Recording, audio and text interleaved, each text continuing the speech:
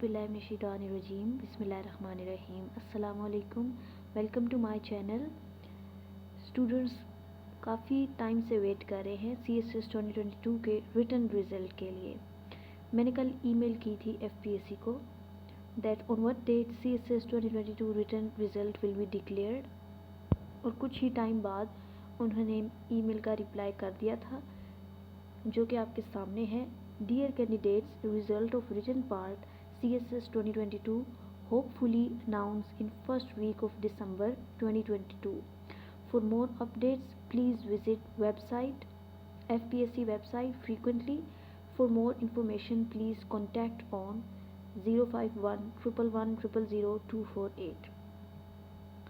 सो अब से आप FPSC की जो वेबसाइट है उसको कंटिन्यूसली विज़िट करते रहें, क्योंकि जो दिसंबर है उसके फर्स्ट वीक में रिज़ल्ट अनाउंस होना है, तो फर्स्ट वीक स्टार्ट हो गया है।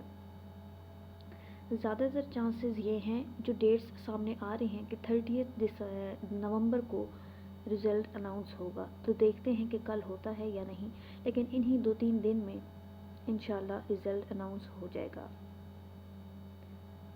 Best of luck all of you. Thanks for watching. अल्लाह हाफिज़।